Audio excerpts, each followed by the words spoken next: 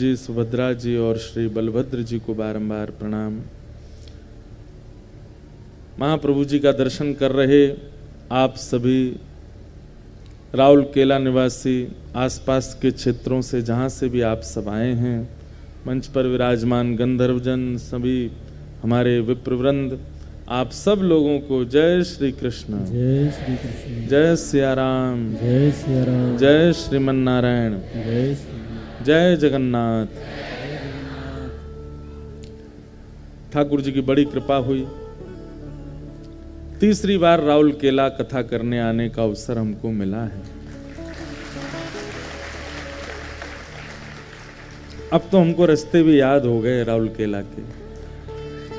आज जब आ रहे थे तो वैसे तो मौन रहता उस समय, लेकिन पता था कि एक फ्लाईओवर आएगा, उसके नीचे से जाएंगे, फिर एक राइट आएगा, वहीं पर ही अग्रसेन भवन है। पहली कथा तो इसी स्थान पर हुई थी, दूसरी कथा फिर भीतर हुई, तीसरी कथा फिर से यहीं हो रही है। और राउरकेला के बहाने हमको हर बार जगन्नाथ जी के दर्शन हो जाते हैं। हमारे भारत में इतने प्रांत हैं, हर प्रांत की खासियत वहाँ के बिजनेस से है, वहाँ के व्यापार से है, वहाँ के अन्य अन्य खाने की सामग्रियों से, पहनने के कपड़ों से है। लेकिन उड़ीसा प्रांत की केवल और केवल एक पहचान है, महाप्रभु जगन्नाथ।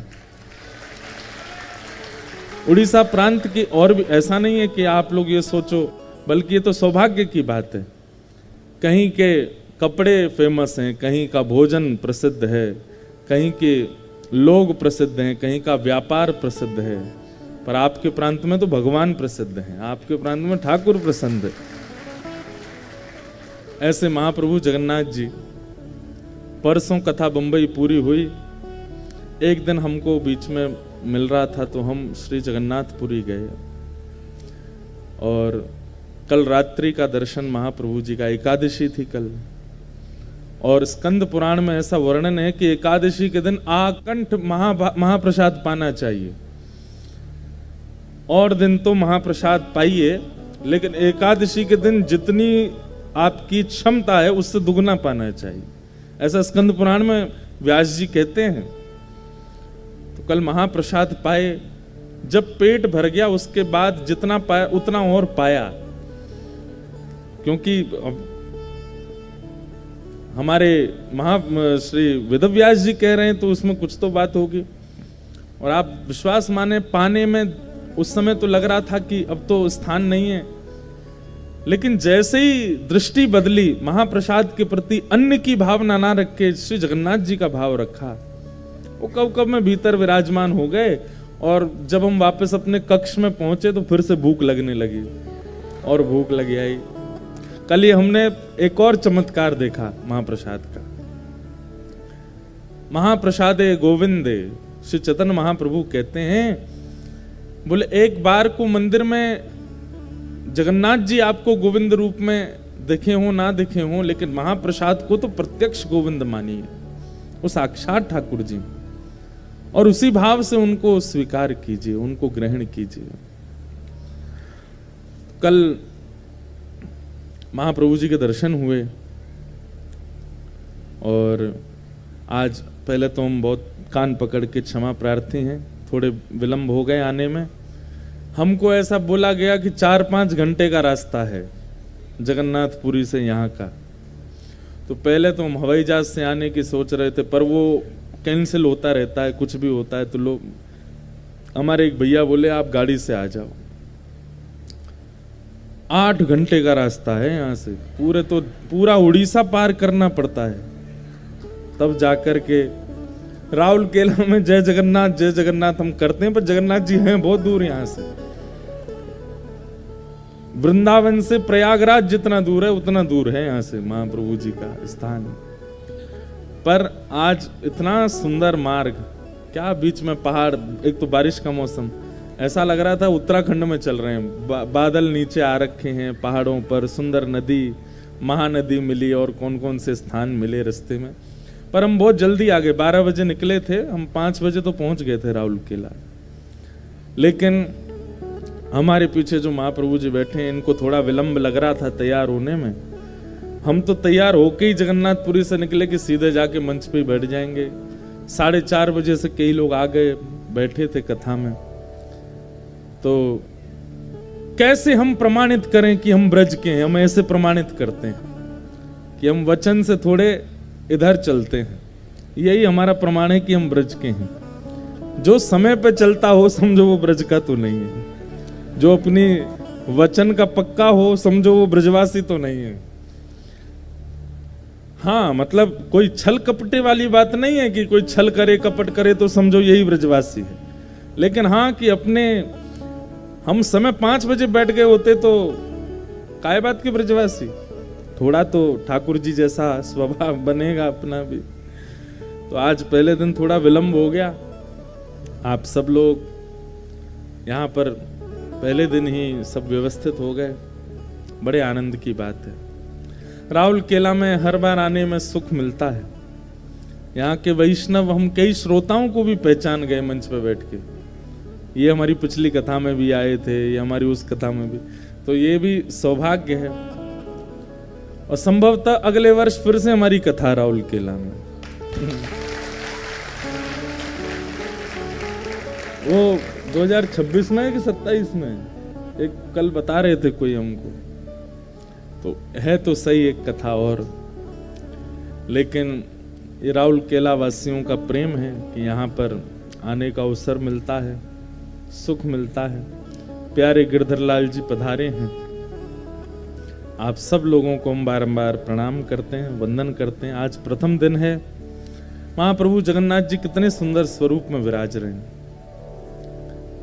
पूरे भारत में जितने ठाकुरों के स्वरूप हैं, 7 बार 8 बार अष्टयाम भोग की सेवा आपने सबकी सुनी है। पर महाप्रभु जगन्नाथ जी 8 बार भोग तो पाते ही हैं, 8 बार वस्त्र भी बदलते हैं, श्रृंगार भी बदलते हैं। सबसे ज्यादा टिप टॉप रहने वाले ठाकुर जी हमारे जगन्नाथ जी हैं, सबसे ज्यादा श्रृंगार करते हैं। कल, अब मुझे इतने ज्यादा नियम तो नहीं पता होते, बहुत थोड़े थोड़े भाव पता हैं, तो वो मैं बताता हूं कथा में। कल भी महाप्रभु जी का ऐसा ही श्रृंगार था। रात्रि जब हम गए, अद्भुत चंदन लेपन होता है। अभी चंदन यात्रा का समय चल रहा है। 21 दिन ठाकुर जी बाहर चंदन यात्रा करते हैं, 21 दिन भीतर करते हैं। तो कल विशेष एकादशी का दर्शन ठाकुर जी का हुआ और महाप्रभु जी बड़े प्रसन्न मुद्रा में दिख रहे थे। अद्भुत आनंद है। इन 7 दिनों में श्रीमद् भागवत के अंतर्गत श्री महाप्रभु जी के सुंदर भावों को भी हम लोग श्रवण करेंगे। श्री जगन्नाथ जी की रथ यात्रा का महत्व, आने वाली है रथ यात्रा। श्री महाप्रभु जगन्नाथ जी के महाप्रसाद का महत्व एवं महाप्रभु जी के कुछ भक्तों के चरित्र पहले भी सुने जा चुके हैं, सुनाए जा चुके हैं, लेकिन फिर से उनकी पुनरावृत्ति करेंगे। और हमारा मन है, बाकी तो महाप्रभु जगन्नाथ जी जैसी कृपा करेंगे कि गीत गोविंद की एक अष्टपदी हम लगभग सब जगह गाते हैं और सब लोगों को वो याद भी हो गई है। और ये हम ही नहीं गाते, ये बहुत जगह गाई जाती है और ये लगभग प्रसिद्ध है क्योंकि गाने में आ जाती है। लेकिन महाप्रभु जी के सुंदर भावों को जयदेव महाप्रभु ने गीत गोविंद में कई अष्टपदियों में वर्णित किया। संभवतः गुरुजनों की आज्ञा ऐसी है कि गीत गोविंद का प्रवचन सबको सुनाना नहीं चाहिए, ऐसा नहीं है, पर अधिकारी नहीं बन पाएंगे क्योंकि बड़ी अंतरंग लीलाएं हैं ठाकुर जी की। पर फिर भी हम प्रयास करेंगे कि कुछ गीत गोविंद की अष्टपदियां हैं जहां पर ठाकुर जी की कुछ निकुंज की लीलाएं श्री जयदेव महाप्रभु बता रहे हैं, उन गीत गोविंद के भावों को भी स्पर्श करेंगे और एक प्रकार से श्री महाप्रभु जगन्नाथ जी के भावों से युक्त इस कथा का श्रवण लाभ करेंगे। कल से कथा अपने समय से बिल्कुल प्रारंभ होगी, 8 बजे विश्राम होगी। आप सब लोग समय से ही आइएगा, खूब भाव से कथा हम लोग श्रवण करेंगे। आज प्रथम दिन महात्म की चर्चा है, थोड़े महात्म का भाव हम लोग श्रवण कर लें और फिर उसके बाद कथा विश्राम करेंगे। कल से समय से कथा का रसस्वादन पान करेंगे। श्री जगन्नाथ महाप्रभु की सच्चिदानंद रूपाय विश्वोत्पत्त्यादि हेतवे तापत्रय विनाशाय श्री कृष्णाय वयं नमः। सत्य, चैतन्य और आनंद। अब देखो, हमें हर बार इस श्लोक का एक नवीन अर्थ व्यास मंच पर बैठते ही भाव आने लगता है। महाप्रभु जगन्नाथ जी भी इन 3 अक्षरों में ही विभाजित हैं। श्री बलभद्र जी सत्य स्वरूप हैं। बहुत ध्यान पूर्वक सुनिएगा। आप सबको आवाज आ रही है हमारी? एक एक शब्द ध्यान से सुनिएगा। सत्य, चैतन्य और आनंद, ये 3 रूप भागवत जी के महात्म में ठाकुर जी के बताए जाते हैं। सच्चिदानंद रूपाय। श्री बलभद्र जी कौन है? सत्य स्वरूप। या तो जो स्वयं सत्य है उसको सत्य कहें, या जो सत्य बताता है उसको सत्य कहें। बलभद्र जी सत्य स्वरूप क्यों हैं? क्योंकि जगन्नाथ जी के इस त्रयी स्वरूप में श्री बलभद्र जी ऐसे हैं जो आचार्य रूप धारण करके आते हैं पृथ्वी पर। बहुत ध्यान से सुनिएगा। बलराम जी आचार्य स्वरूप धारण करके आते हैं पृथ्वी पर कलिकाल में। किनका स्वरूप धारण किया आपने? श्रीमद रामानुजाचार्य जी महाराज। रामानुजाचार्य जी जो हैं वो शेषावतार हैं और शेष ही बलभद्र जी बनकर के आए हैं। तो आचार्य बनकर के आए हैं, इसका मतलब आचार्य क्या करता है? सत्य की राह दिखाई, सत्य की राह दिखाते हैं। जो सत्य मार्ग बतावे, जो सत्य से अवगत करावे, जो विवेकी बनावे, उसको गुरु कहते हैं। और उन गुरु का स्वरूप इन 3 महाप्रभु के स्वरूप में से बलभद्र जी ने धारण किया। इसलिए सत्य, बलराम जी सत्य स्वरूप हैं। और रामानुजाचार्य जी के संग तो एक अद्भुत लीला जगन्नाथ महाप्रभु ने की। हमारे श्री जगन्नाथपुरी में भाव की सेवा प्रधान है। भाव और नियम, ये 2 सेवा वहां पर विशेष है। कल मुझे लगता है संभवतः जगन्नाथ जी ने शयन 2:30 बजे किया रात को। क्यों? कल एकादशी थी, तो एकादशी पर कुछ सेवाएं अधिक बढ़ जाती हैं, उसके कारण महाप्रभु जी विलंब हो जाता है। तो 2-2:30 बजे ठाकुर जी सोए, 4, 4:30, 5 बजे उठ गए। सोते ही नहीं है। तो वहां नियम से सेवा और भाव की सेवा, ये 2 सेवा प्रधान हैं जगन्नाथपुरी में। कभी ऐसा विचार करें कि भाई रात्रि 11 बज गए, 12 बज गए, ठाकुर जी को शयन करा दें और सेवाएं कुछ अधूरी रह गई हैं, तो शयन नहीं करेंगे ठाकुर, पहले सेवा पूरी होगी, चाहे उसके लिए 4 बज जाएं सुबह के, उसके बाद ही शयन होगा ठाकुर जी का।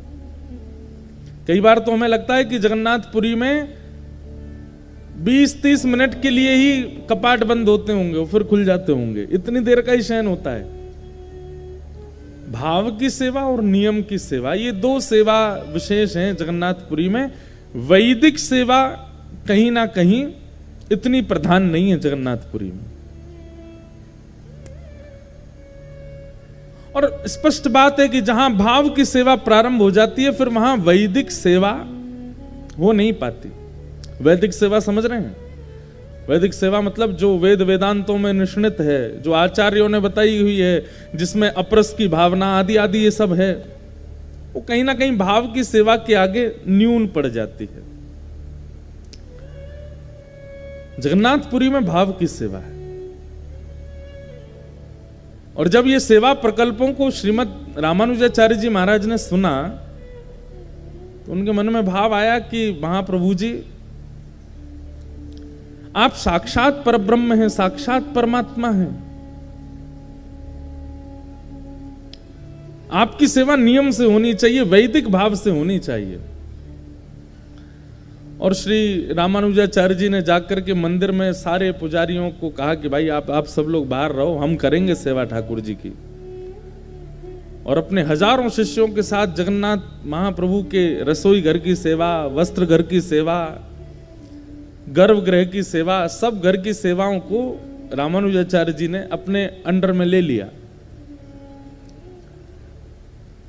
लेकिन महाप्रभु जी जब भाव की सेवा से रुचिकर हो चुके थे तो उनको वैदिक सेवा में आनंद नहीं आ रहा था।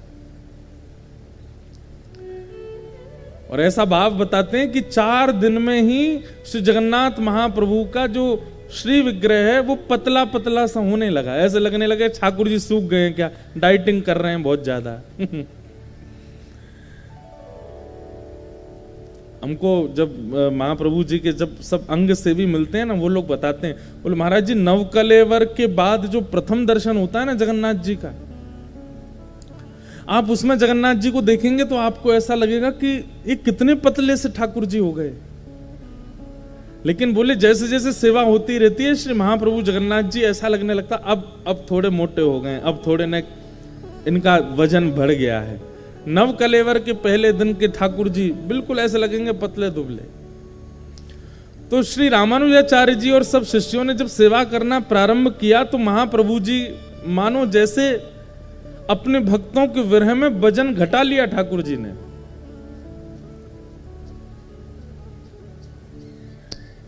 रामानुजाचार्य जी को अनुभव हो गया कि ठाकुर जी प्रसन्न नहीं है। ठाकुर जी से कहा, बोले जय जय क्या हुआ, आप इतने उदास क्यों लग रहे हैं? तो महाप्रभु जी बोले मुझे अपने उड़िया वैष्णव भक्तों की याद आती है। वो लोग मेरा जैसे भोग लगाते हैं, वो लोग मेरी जैसे आरती करते हैं, वो लोग मेरा जैसे वस्त्र पहनाते हैं, उसमें मुझे बहुत सुख मिलता है। मुझे उसके आगे वैदिक सेवा में रुचि नहीं आ रही है, मुझे वो भाव की सेवा ज्यादा अच्छी लगती है। आप अपने शिष्यों को लेके चले जाओ, वो उड़िया भक्तों को ही भीतर भेजो, मैं उनसे ही सेवा कराऊंगा अपनी। पर रामानुजाचार्य जी आचार्य हैं और आचार्य के पास ये योग्यता होती कि वो ठाकुर जी को भी डांट देते हैं। रामानुजाचार्य जी बोले चुपचाप सेवा कराते रहिए, कोई भीतर नहीं आएंगे उड़िया भक्त, वैदिक पद्धति से आपकी सेवा होगी। 4 बजे मंगला का मतलब 4 बजे मंगला हो जाएगी और रात्रि 9:30 बजे तक आपका शयन, तो मतलब 9:30 बजे के बाद कुछ नहीं, शयन हो जाएगा। इस पद्धति से भोग बनेगा, इस पद्धति से वस्त्र होंगे, इस पद्धति के आभूषण होंगे। महाप्रभु जी ने पहले निवेदन किया कि आप उनको सेवा में आने दो, लेकिन जब रामानुजाचार्य जी बोले नहीं वैदिक पद्धति से ही होगी, तो ठाकुर जी रात्रि में बलभद्र सुभद्रा जी के साथ बैठे मीटिंग कर रहे हैं। बोले क्या करें, ये रामानुजाचार्य जी को कैसे भेजें यहां से? अरे हमको ये बहुत अच्छे लगते हैं, हमको बहुत प्रिय हैं। अच्छा एक और बात है, बलभद्र जी ही रामानुजाचार्य जी बन के आए तो कितनी मीटिंग करें भीतर, इनको सब पता चल जाता है। तो ठाकुर जी बड़े संकोच में, सुभद्रा जी से कुछ काना फूसी भी करते हैं तो बलराम जी देखते हैं क्या हो रहा है।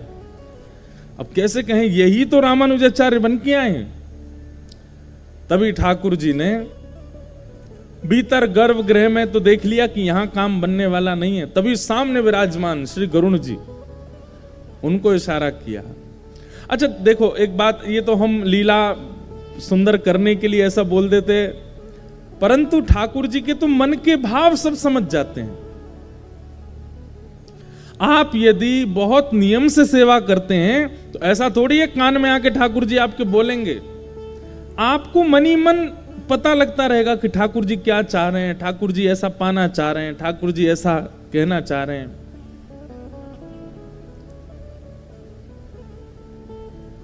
कल हम जब महाप्रभु जगन्नाथ जी का दर्शन करने गए तो मैंने तो कई बार कथाओं में कहा है कि हम तो ठाकुर जी से कुछ ना कुछ पूछते रहते हैं। इधर देखो ठाकुर जी आ गए कथा में। जब कथा में लाइट जाए तो समझो ठाकुर जी आ गए।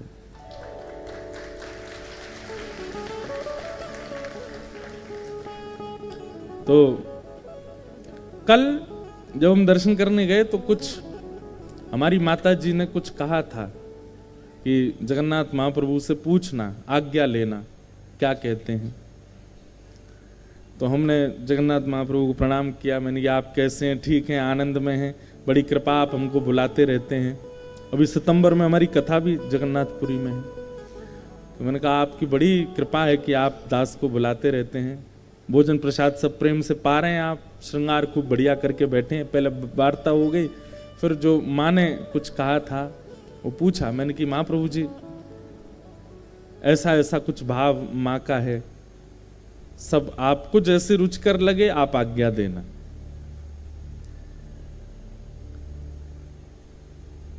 अब मैं बैठा था, कोई आज्ञा तो कुछ दी नहीं उन्होंने, ऐसा कुछ मन में आया नहीं कि ये कह रहे हो कि हाँ ठीक है।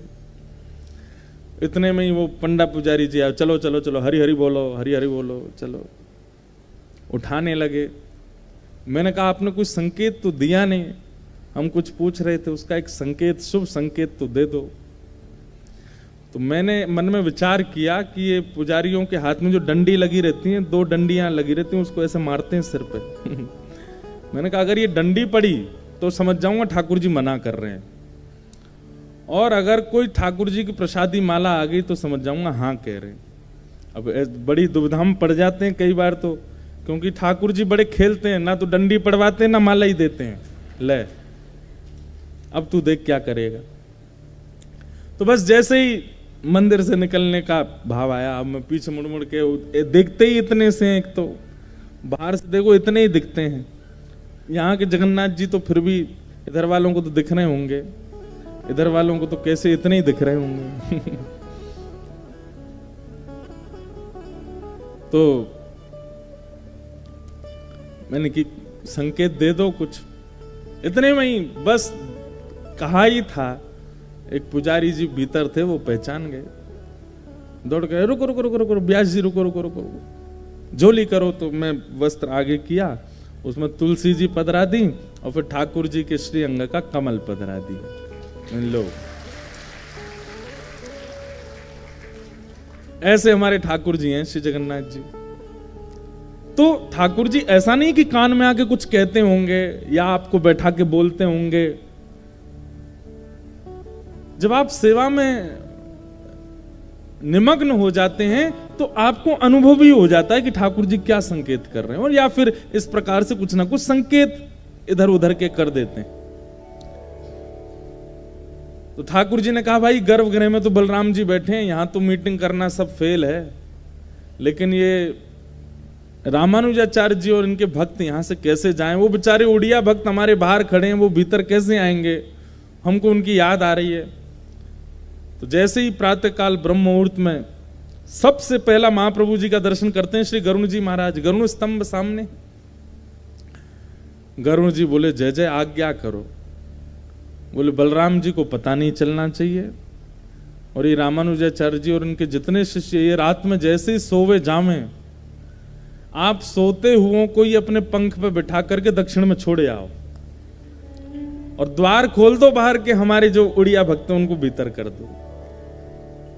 अर्धरात्रि का समय, और यहां सब प्रसाद पाकर के शयन के लिए गए थे, और इतने में गरुण जी सब भक्तों को अपनी कमर पर बिठाए, किसी को भी पता नहीं चला। भाई योग निद्रा तो ठाकुर जी करना बहुत अच्छे से जानते हैं। जब कंस के कारागृह में प्रकट हुए तो कंस और सारे दरबान कितनी गहरी नींद में सोए।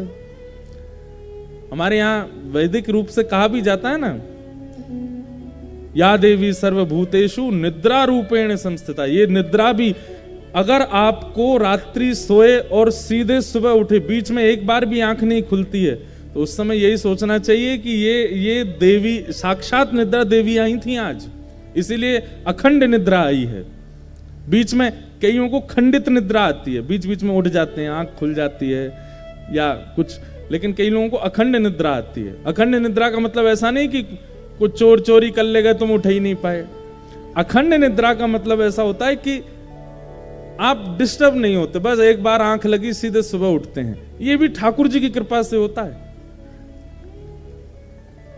वो देवी का स्वरूप माना जाता है उस निद्रा को। योग निद्रा में सोए थे सारे रामानुजाचार्य जी के भक्त और रामानुजाचार्य जी, और श्री गरुड़ जी महाराज ने अपने पीठ पर बिठाया और लेकर के सीधे तिरुचिरापल्ली, तिरुचि के पास में श्रीरंगम, वहां ले जाकर के सुला दिया। जैसे ही मंगला का समय हुआ, महाप्रभु जी, श्री रामानुजाचार्य जी और सब भक्त उठे, तो देख करके घबरा गए, बोले खंबे बदल गए, छत बदल गई, कमरे बदल गए, ये हुआ क्या? इधर उधर दौड़े, बोले कहां आ गए हम लोग। जैसे ही भवनों से बाहर निकल के देखा तो श्री रंगनाथ भगवान का गोपुरम दिखाई दिया। तब अरे ये तो हम दक्षिण में आ गए। तब श्री रामानुजाचार्य जी मंद मंद मुस्काने लगे, बोले जय हो महाप्रभु जी, खुद ही वेदों का निर्माण करवाया है, खुद ही वैदिक नियम बनाए हैं, खुद ही पालन नहीं कर रहे हैं। क्यों? क्योंकि भाव की सेवा ठाकुर जी को बहुत प्रिय लग गई। भाई देखो, एकमात्र संसार में एक रस्सी है ऐसी जिसका नाम है प्रेम, प्रेम पाश, जिसमें परमात्मा से लेकर के जीवात्मा सब बंध सकते हैं। और प्रेम की इस पाश में इतनी सामर्थ्य सबको बांध सकता है। ठाकुर जी बंध गए और उस प्रेम की पाश में बंधे ठाकुर जी का प्रत्यक्ष दर्शन होता है जगन्नाथपुरी में। वहां के जो अर्चक हैं, कई बार वो आपको हो सकता है कि कुछ, कई बार हो सकता है कि आपको कुछ ऐसा कह दें या कुछ करें, पर फिर भी ठाकुर जी को वो वैसे ही प्रिय हैं, इसलिए उनको वैसे ही स्वीकार करो। तो आचार्य कौन है? श्री बलराम जी, इसलिए वो सत्य स्वरूप है। और मध्य में विराजमान है श्री सुभद्रा जी, वो चैतन्य स्वरूप है। ब्रह्मांड में कितने भी लोग महाप्रभु जगन्नाथ जी का दर्शन करने जाएं, बलराम जी के दर्शन से चूक जाओगे, जगन्नाथ जी के दर्शन से भी चूक सकते हो, लेकिन सुभद्रा जी के दर्शन से कोई नहीं चूकता। इनके दर्शन सबको होते हैं। अच्छा, एक बात सुभद्रा जी की बड़ी विशेष है, इन्होंने अपने हाथ तो कर रखे हैं पीछे, एक हाथ ले रखा है जगन्नाथ जी का, दूसरा हाथ ले रखा है श्री बलराम जी का, मानो जैसे ये दोनों के गले में गलवैयां डाल करके बैठी हैं और सामने आए हुए जीव को देख करके तुरंत आंकती हैं। अगर वो व्यक्ति अज्ञानी है, कहीं ना कहीं ज्ञान से विमुख है, तो उस पर बलराम जी को कहती हैं इस पर कृपा करो, और यदि कोई व्यक्ति भाव युक्त है, उसको महाप्रभु जी को कहती हैं आप इस पर कृपा करो। तो सामने आए हुए जीव को परख करके बलराम जी के पक्ष में भेजना है कि जगन्नाथ जी के पक्ष में देखना है, ये निर्णय श्री सुभद्रा जी करती। इसलिए सबको दर्शन श्री सुभद्रा जी का होता है, वही चैतन्य है।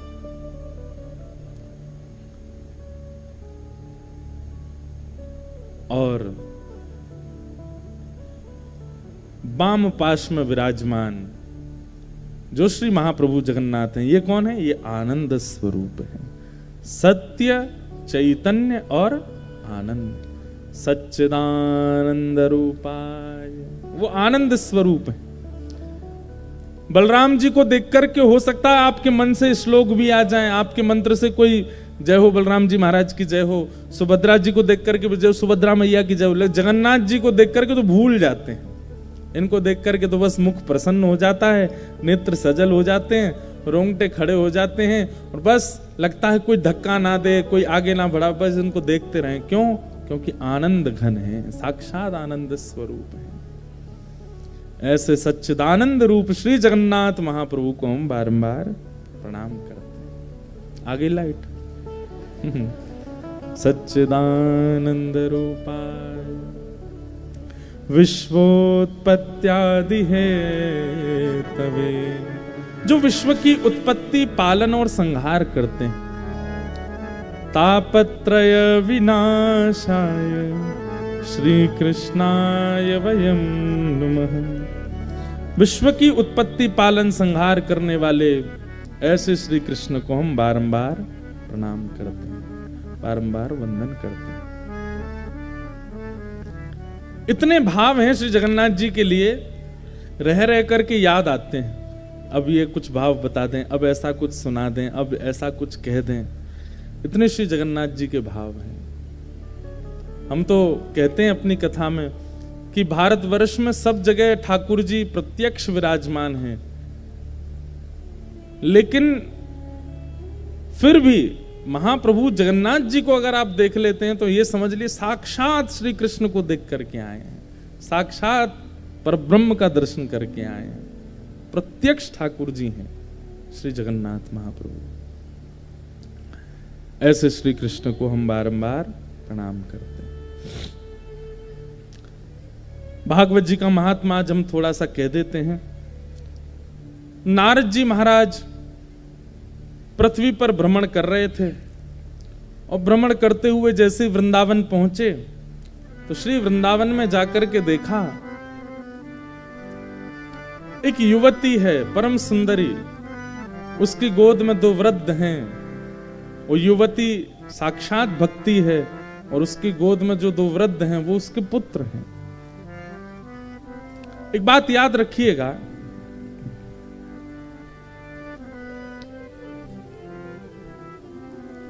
भक्ति ज्ञान और वैराग्य से युक्त होगी तो उस भक्ति में एक अद्भुत प्रसन्नता, एक शांति का अनुभव आप करोगे। कई बार भक्त जीव भी भक्ति को प्राप्त करने के बाद भी कहीं ना कहीं अप्रसन्न सा रहता है। भक्ति के बाद की जो अप्रसन्नता है ये इस बात का कहीं ना कहीं प्रमाण है कि आपकी भक्ति परिपूर्ण रूप से आपको प्राप्त नहीं हुई है। नहीं तो भक्ति प्राप्त करने वाला व्यक्ति कभी अप्रसन्न नहीं हो सकता किसी भी स्थिति में। बहुत सावधानी से सुनिएगा। आप लोग मीराबाई का चरित्र सुनते हैं, जगन्नाथपुरी के श्री माधवदास जी का चरित्र सुनते हैं, श्री चैतन्य महाप्रभु का चरित्र सुनते हैं। इस बार महाप्रभु चैतन्य जी के विषय में भी कुछ अनुभव करने का प्रयास करेंगे इस कथा में।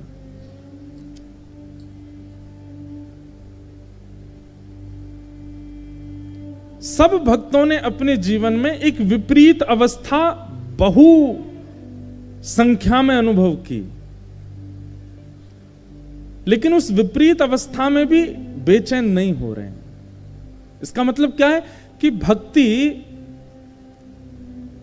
विपरीतता को हावी नहीं होने देती। लेकिन अगर किसी पर हो रही है, भक्ति करता है फिर भी विपरीत अवस्था उसको बेचैन कर रही है, इसका मतलब है कि भक्ति परिपूर्ण रूप से आई नहीं है जीवन में। औषधि लेने के बाद भी बुखार नहीं जा रहा है, खांसी नहीं जा रही है, इसका मतलब क्या है? या तो औषधि ढंग से नहीं ली गई है या फिर आप परहेज नहीं कर रहे हो। 2 बातें हो सकती हैं। आप नाम जप भी करते हैं, तिलक भी लगाते हैं, कथा भी सुनते हैं, लेकिन फिर भी विपरीत अवस्था आपके ऊपर हावी होती है। विपरीत अवस्था का आना एक बात है और विपरीत अवस्था के आने पर उसका हावी होना दूसरी बात है। विपरीतता आवे लेकिन हावी ना होवे, परेशान ना करे आपको, आप उसमें भी प्रसन्नता से निकल जाओ, ये भक्ति का स्वरूप है।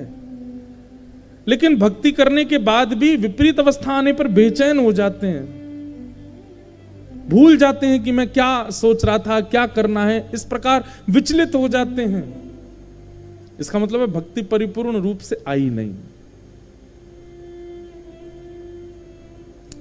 और उसको परिपूर्ण रूप से प्राप्त करने के लिए क्या करो? ज्ञान और वैराग्य उसके 2 पुत्र हैं, इनको जीवन में लाओ।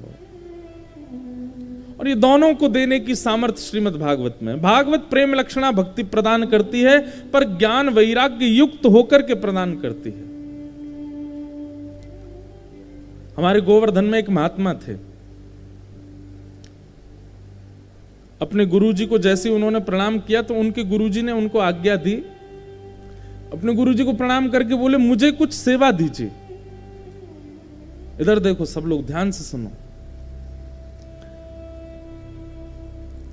तो गुरुदेव से बोले मुझे कुछ सेवा दो, और गुरुदेव ऐसी सेवा देना कि मैं खाली ना बैठूं, मेरी सेवा परिपूर्ण रूप से लगे, मैं अपनी प्रत्येक इंद्रियां उसमें लगा दूं। मैं कोई सामान्य सेवा नहीं करना चाहता। आप कह दो किसी को जल पिला दो, किसी को अन्न खिला दो, चलो बाहर सबके जूता चप्पल इकट्ठे कर लो, या झाड़ू लगा दो, चौका कर दो, ये सब नहीं। कुछ ऐसी सेवा देना जिसमें मेरा खून पसीना एक हो।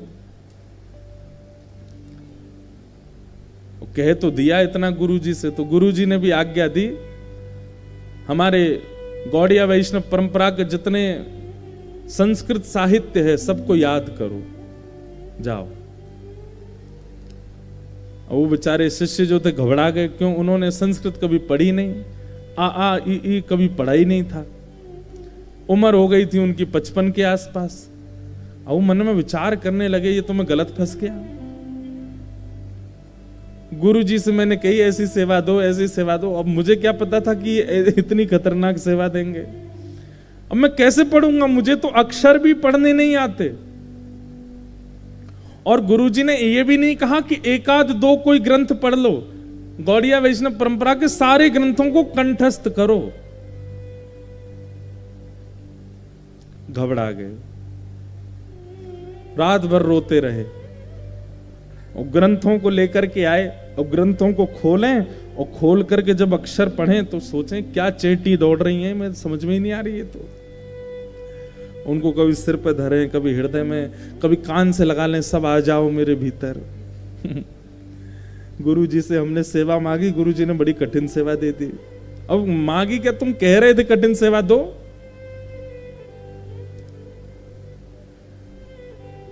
तीन दिन में इतने परेशान हो गए, जब कुछ राह समझ में नहीं। एक गुरुजी के पास भी गए कि गुरुजी हमें पढ़ा दीजिए।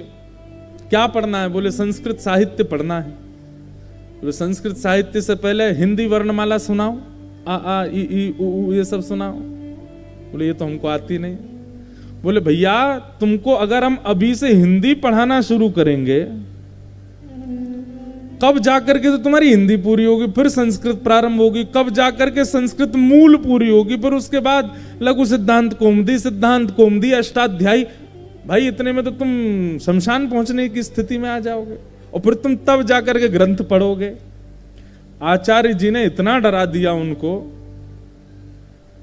वो बोले मुझसे अपराध हो गया। गुरु जी के चरणों में जाकर के बस कह देना था जो सेवा हो दे दो, लेकिन मैंने जबरदस्ती गुरुजी से कहा कि एक विशेष सेवा दो, और एक तो कह करके सेवा मांगी, ऊपर से उस सेवा का निर्वहन नहीं कर पा रहा मैं। धिक्कार है मुझे। अब इसी चिंता में रहते हैं कि मैं किस मुंह से गुरुजी के सामने जाऊं। और एक वैष्णव के लिए सबसे बड़ी बात है कि गुरु आज्ञा गरीयसी, गुरु की आज्ञा का पालन हो। अंत में उन्होंने एक ही रास्ता उनको दिखाई दिया कि मैं अपने प्राणों का त्याग कर दूं, अब मुझे जीवित नहीं रहना चाहिए। और प्राणों की त्याग से पहले उनके मन में आया एक बार गिरिराज जी की परिक्रमा तो लगा चलूं, एक बार तीर्थ दर्शन तो कर लूं, अब प्राण त्यागने हैं मुझे। अपने गुरु जी को प्रणाम किया, गिरिराज जी को। और गिरिराज जी की परिक्रमा भी कैसे? जहां उनको याद आता कि गुरु इच्छा पूरी नहीं करी, गुरु आज्ञा पूरी, वहीं गिर जाते और वहीं रज से लिपट जाते। हे वृंदावन मुझ पर कृपा करना, मैं फिर से जन्म लूं और अब की बार बचपन से अध्ययन करूं। कभी शिलाओं को पकड़ करके रोते, कभी वृक्षों को पकड़ करके रोते, कोई ब्रजवासी मिल जाता उसके चरण पकड़ के रोते, आप आशीर्वाद दो अगला जन्म मेरा ब्रज में हो। इतने भावुक होकर के रुदन करने लगे। अंत में अपनी परिक्रमा पूरी करके जैसे ही मानसी गंगा उनको दिखी, तो मानसी गंगा में आचमन करके कहा, हे मानसी गंगा मैया, मैं आप में ही डूब जाता हूं। आप कोई नेत्र नाक कान सब जगह प्रविष्ट होकर के मेरे प्राण आप में ही चले जाएंगे, तो कम से कम अंते यामति सागति के भाव से मेरा ब्रज में जन्म तो हो जाएगा। जैसे ही मानसी गंगा में कूदे, इतने में ही तप्त कांचन गौरांगी श्री किशोरी जी उनको गोद में लेकर के प्रकट हो गए और उनको बाहर व्यवस्थित कर दिया। नेत्र खोल करके देखा, आहा गौर वर्ण, मृग जैसे नेत्र, सुंदर घुंघराले केश, नील निचोलिनी पहनी है, उनको देखते ही मानो रोम रोम किशोरी जी का नाम रटने लगा, चरणों में नतमस्तक हो गए वो महापुरुष। बोले आप निश्चित ही हमारी वृषभानु नंदिनी हैं। किशोरी जी बोली आप आत्मदाह क्यों कर रहे हैं? पूरी बात बताई। बोले मैंने गुरुजी से जबरदस्ती हट करके इतनी महंगी सेवा मांग ली और अब मैं पूरी नहीं कर पा रहा, क्या करूं? अब मैं फिर से जन्म लूंगा, अब तो मेरी आयु भी 55 वर्ष के आसपास हो, अब कहां पढ़ पाऊंगा मैं, और मुझे सारे ग्रंथ साहित्य कैसे याद होंगे इतनी जल्दी? हे किशोरी जी, अब मैं प्राण त्याग देता हूं, आपके दर्शन भी हो गए बस मुझे, अब मैं प्राण त्याग करके पुनर्जन्म लेके और फिर से सारा साहित्य पढ़ूंगा। किशोरी जी बोली मतलब हमारे दर्शन के बाद भी तुम्हारी इच्छा है कि गुरु आज्ञा पूरी हो? सामान्य व्यक्ति होता तो वो सोच लेता गुरु आज्ञा कोने में रख दो भाई, किशोरी जी मिल गई, अब क्या करना हमको।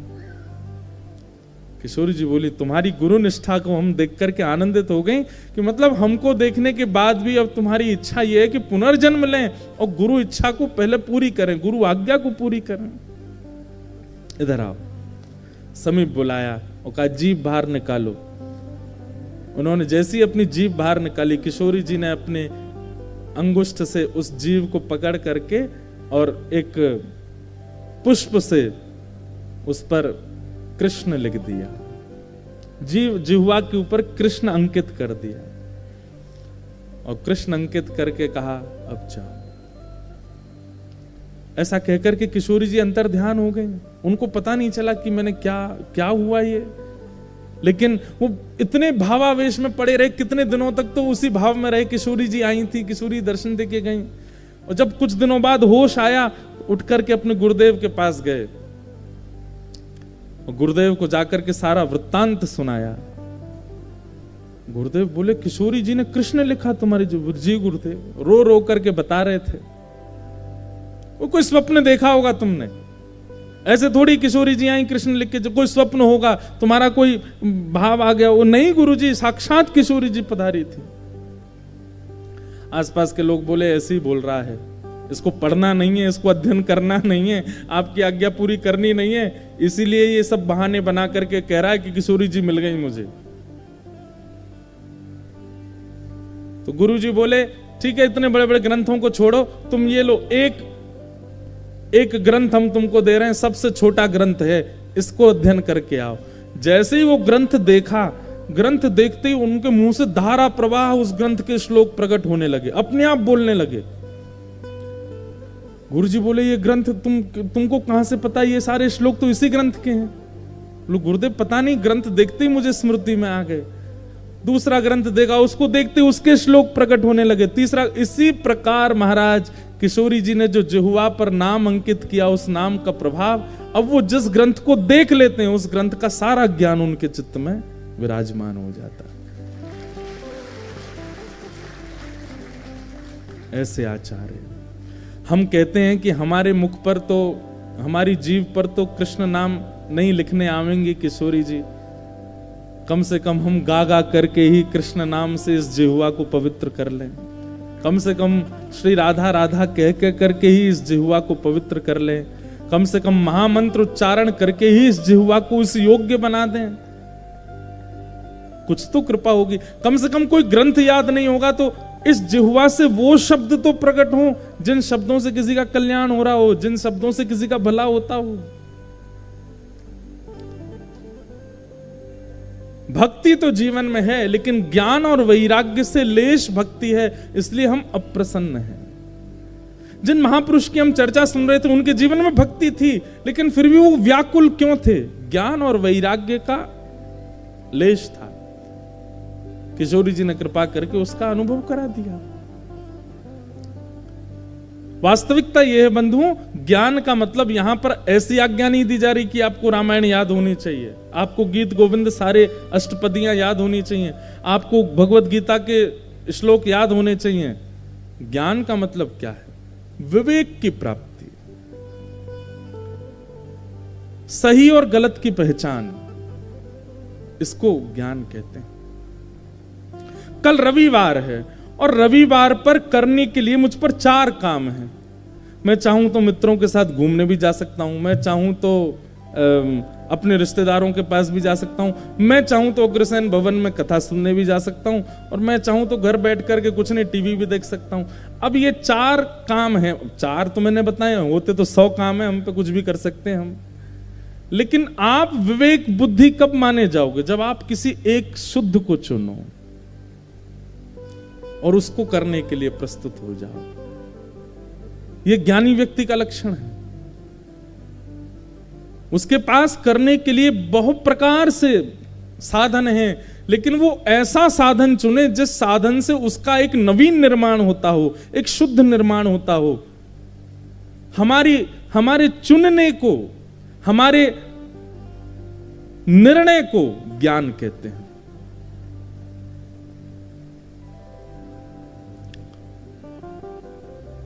विवाह का प्रस्ताव आया, एक तरफ लड़का जो है वो धनवान बहुत है, सुंदर भी है, सब इच्छाएं संपन्न है, लेकिन एक तरफ का बालक जो है वो इतना धनवान नहीं है, संपन्न नहीं है, लेकिन भक्ति भाव में युक्त है, परिश्रम करता है, कुछ प्राप्त कर लेगा, लेकिन भक्ति भाव से युक्त है। अब किसको चुनना है? ये विवेक बुद्धि है। इसका मतलब ये नहीं, हम ये कह रहे हैं कि भाई भक्त को ही चुनो, उसको मत चुनो। ये भी विवेक बुद्धि हो सकती है। क्या हुआ, धनवान है, संपत्तिवान है, रूपवान है, लेकिन भक्तिवान नहीं, इसी से ब्याह करके इसी को भक्तिवान बनाना है, ये भी तो विवेक बुद्धि हो सकती है। लेकिन विवेक बुद्धि हो, उसी को ज्ञान कहते हैं। भक्ति तो है चित्त में, लेकिन ज्ञान वैराग्य संपन्न आप कब बनेंगे? जब आप जीवन में सत्संग को समय देंगे। आप सब देते हैं, पर यह बात और भी है कि सत्संग को बहुमात्रा में समय देने लग जाइए।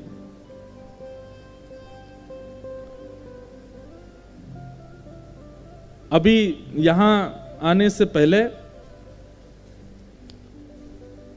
हमें कुछ महान पुरुषों की आज्ञा हुई कि आप, इतनी संख्या में लोग आ जाते हैं कथा में, युवा भी इतने आते हैं कथा में, आप केवल कथा भाव को प्रस्तुत करते हैं। हमारी ऐसी इच्छा है कि आप मंच से कुछ ऐसी योजना प्रारंभ करें कि जिस जिस नगर में कथा आप करके जाएं, वहां कुछ ना कुछ प्रकल्प हुआ करे।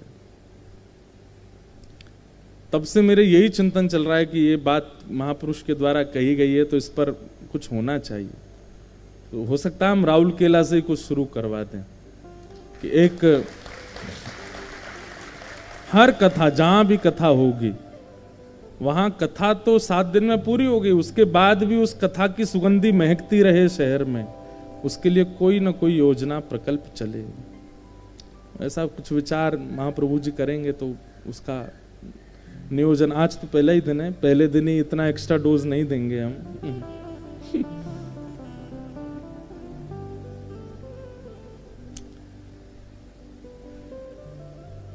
सत्संग जीवन में अगर आपके प्रारंभ हो गया, अपने आप विवेक बुद्धि जागृत होने लगेगी, ज्ञान और वैराग्य का मार्ग अपने आप प्रशस्त होने लग जाएगा।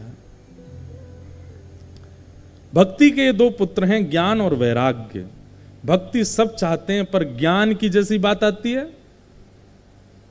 अभी अगर यहां पर भक्त चरित्रों का पुट ना लगाया जाए कथा में, भगवान की मधुर लीलाएं ना कही जाएं, कीर्तन ना किया जाए, भजन ना सुनाए जाएं, स्वच्छंद केवल एक श्लोक उसकी व्याख्या, दूसरा श्लोक उसकी व्याख्या थी, आप विश्वास मानिएगा कल से आप लोग आना थोड़ा कम कर दोगे। बोले तो सीधी सीधी केवल ज्ञान दे रहे हैं।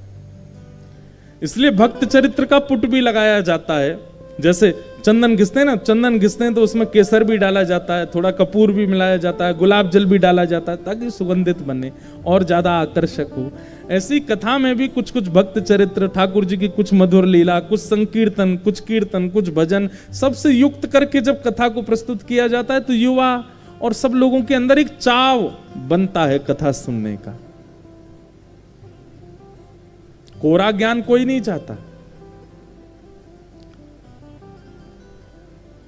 पर ज्ञान आवश्यक है, नहीं तो भक्ति आने के बाद भी आप विचलित रहोगे।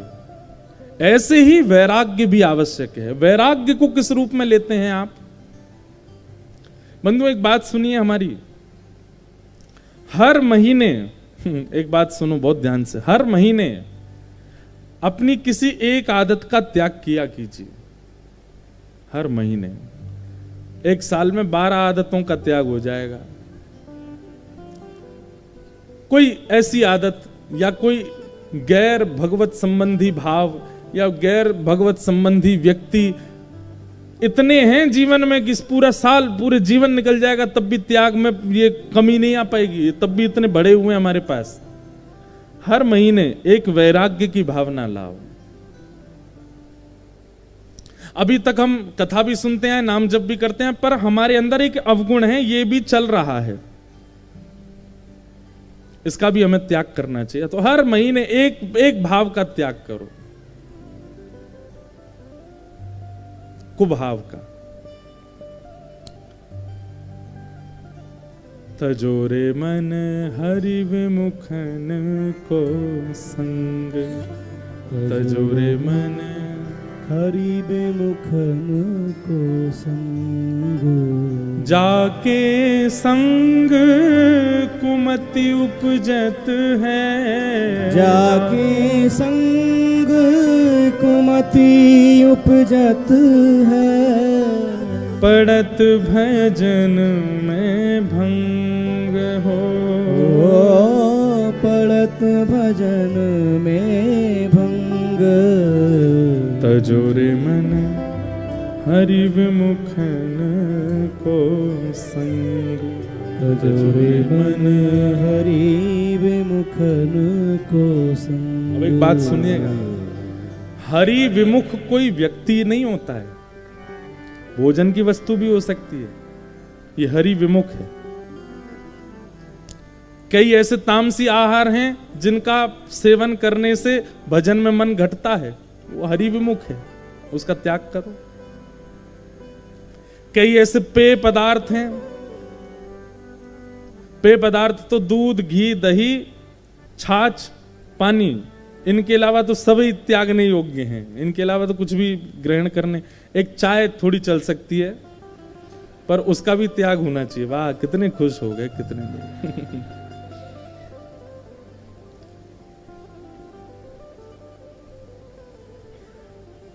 तो त्यागने योग्य वस्तु केवल कोई व्यक्ति नहीं होता। इस पद में आज तक हम कथा में कहते आए कि जिस व्यक्ति से हरि दूर हो रहे हैं उसका त्याग करो, पर आज राहुल केला में एक और बात कहते हैं कि केवल व्यक्ति नहीं, भोज्य वस्तु भी हो सकती है। केवल भोज्य वस्तु नहीं, वस्त्र भी हो सकते हैं। कई ऐसे वस्त्र होते हैं जिनको पहन करके आप मंदिर नहीं जा सकते, जिनको पहन के आप कथा में भी नहीं आ सकते, या जिनको पहन के आप हरिनाम जपोगे तो बड़े अजीब लगोगे। अब हमारे भाई लोग, कई लोगों को हमने देखा वो ऐसे ऐसे वो पहन लेते हैं घुटने से ऊपर वाले, और उसको पहन करके कई सुबह सवेरे मंदिर जाते हैं। रात में जिसको पहन के सो वही पहन के सुबह चले जाते हैं शंकर जी को नवार। इतना अटपटा लगता है देखने में। कई पोशाक ऐसी हैं उनको पहन करके अगर आप हरे कृष्ण कृष्ण कृष्ण हरे हरे करने लगोगे तो बड़े विचित्र लगोगे। अरे भाई ये इस पोशाक में तो मत करो। हम भाई लोगों का ही बोल सकते हैं, बहनों का तो बोल नहीं सकते मंच से। पर कई पोशाक ऐसी हैं कि उन पोशाकों में हरिनाम लेने में भी आपको संकोच लगेगा। ऐसी पोशाक का त्याग करो जो हरिनाम लेने में संकोच करवाती है, जो हरिस्मरण करने में संकोच करवाती है। तो खाने की वस्तु वो भी भगवत भजन में बाधा बनी, पहनने की वस्तु वो भी भगवत भजन में बाधा बनी, और कई ऐसे स्थान हैं उन स्थानों में भी भगवत भजन बाधा सा लगता है, बाधा लगता है। ऐसे स्थान का त्याग करो जहां भगवत भजन लेने में संकोच होता है और किसी के द्वारा टोक दिया जाता है, भाई ये सब मत करो। यहां पर उस स्थान पर जाना ही क्यों है जहां श्री जगन्नाथ जी का नाम नहीं ले सकते हम। तो ये तजोरे मन हरि विमुखन को संग मतलब केवल व्यक्ति नहीं है, वस्त्र भी है, आहार भी है, स्थान भी है। कई स्थान ऐसे हमने शॉर्ट लिस्ट कर दिए अपने में, यहां कथा ही नहीं करनी है, नाम थोड़ी बताएंगे जगहों का, पर वो शॉर्ट लिस्टेड हो चुके हैं कि दुनिया में कथा करेंगे पर इधर नहीं जाना है। और कई लोग कहेंगे महाराज जी ये तो फिर गलत है ना, वहां के लोगों का कल्याण नहीं होगा, इसका मतलब ऐसा नहीं, वहां 3 बार करके प्रयास कर चुके हैं। जब ये मन में आया कि इधर नहीं आना, उसके बाद एक बार और जाके देखा। अब 10 नामापराधों में एक अपराध ऐसा बताया जाता है कि 3 बार से अधिक समझाने पर भी व्यक्ति नहीं समझ रहे हो, तो ऐसे व्यक्ति को फिर नहीं समझाना चाहिए, नहीं तो आपके नाम में घटावट आनी शुरू हो जाएगी। 10 प्रकार के नामापराध हैं। उन नामापराधों में एक अपराध क्या है कि किसी व्यक्ति को एक बार कहा कि जगन्नाथ जी को भजो, नहीं भज रहा, दूसरी बार कहा कि भजो, नहीं भज रहा, तीसरी बार कहा कि भजो, फिर भी नहीं बजता, तो चौथी बार अगर आपने कहा तो आपका नाम घट जाएगा। नहीं बोलना है, वो अपराध है। जिसके चित्त में ठाकुर जी प्रकट ही नहीं हो रहे, उसको क्यों बार बार पीछे पड़े हो कि चलो तुम जगन्नाथ जी को भजो। तो कई स्थान ऐसे हैं कि जहां जाकर के हमको अनुभव हुआ कि यहां नहीं आना चाहिए। कई लोग ऐसे हैं, वो कथा क्रम कराते हैं, पर उनके कथा क्रम करके अपने ही भावों में कटौती दिखने लग जाती है। कथा कहते कहते मन से चरित्र चले जाते हैं, ठाकुर जी की लीला, तो फिर लगता है इनके यहां भी नहीं आना है।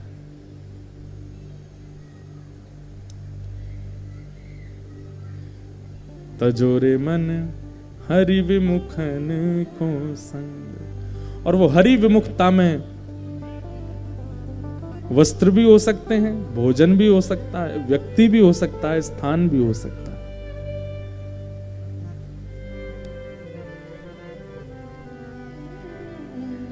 और यही वैराग्य है, यही त्याग है। इससे ऊंचे त्याग करने की आवश्यकता नहीं है। जो हरि से दूर कराने वाले, केवल उनसे डिस्टेंस बना लो, उनसे दूरी रखिए। ज्ञान और वैराग्य दोनों जैसे आपके चित्त में पुष्ट होने लगे, आपकी भक्ति फिर आपको प्रसन्न रखने लगेगी। बहुत ध्यान से सुनिए, ज्ञान कैसे करना है? कथाएं सुनकर के, सत्संग श्रवण करके ज्ञान को अर्जित करो, और हरि विमुखों का त्याग करके वैराग्य को अर्जित करो। ये 2 क्रियाएं करने से आपकी भक्ति सदा पुष्ट रहेगी, सदा स्वस्थ रहेगी, सदा आनंदित रहेगी। उसमें फिर आपको कभी कष्ट नहीं हो सकता। ज्ञान और वैराग्य। भक्ति के दोनों पुत्र वृद्ध थे, तभी नारद जी महाराज ने जाकर के देखा तो भक्ति महारानी बोली, महाराज मेरे पुत्र वृद्ध हो गए, इनके युवावस्था के लिए कुछ योजना बनाइए। तब नारद जी महाराज भ्रमण करते हुए बद्रीनाथ गए। बद्रिकाश्रम में सनत कुमारों ने उनसे कहा कि एक ही उपाय है। बोले क्या? सत्कर्म सूचको नूनम ज्ञान यज्ञ स्मृतो बुधई श्रीमद् भागवतालाप सतु गीत सुखादिभि। श्रीमद् भागवत की कथा, उसी से ही तुम्हारे पुत्र ज्ञान और वैराग्य स्वस्थ हो सकते हैं। हरिद्वार के समीप गंगा द्वार समीपे तु तटमानंद नामकम, गंगा के द्वार पर भागवत जी की कथा हुई। और जैसे ही उसमें भक्ति ज्ञान वैराग्य ने प्रवेश किया, कथा में प्रवेश करते ही ज्ञान और वैराग्य युवा हो गए। भक्ति सुतौ तौ तरणौ गृहीत्वा प्रेमैकरूपा सहसा विरासी श्री कृष्ण गोविंद हरे मुरारे नाथेति नामानि मुहुर्वदन्ति। भक्ति और उसके दोनों पुत्र युवा होने लगे कथा में प्रवेश करते ही। ऐसी भागवत कथा की महिमा है। तो भागवत जी के महात्म्य में प्रथम सर्ग में तो यही बात बताई गई कि भागवत जी से ज्ञान और वैराग्य, भक्ति सबके चित्त में होती है, पर ज्ञान और वैराग्य पुष्ट और स्वस्थ होते हैं भागवत जी से। यदि सप्ताह दिनों में ज्ञान की बढ़ोतरी नहीं, मतलब विवेक की बढ़ोतरी नहीं हुई और वैराग्य की बढ़ोतरी नहीं हुई, तो इसका मतलब है आप टाइम पास करके आए कथा में। श्रीमद् भागवत की कथा आपको क्लियर करने लगती है, आपके विजन क्लियर होने लगते हैं, कैसे व्यक्ति के संग रहना है वो क्लियर होने लगता है, जीवन के उद्देश्य क्लियर होने लगते हैं। केवल कृष्ण प्राप्ति तक सीमित नहीं है भागवत की कथा, आपके जीवन के उद्देश्यों को स्वस्थ और श्रेष्ठ करती है।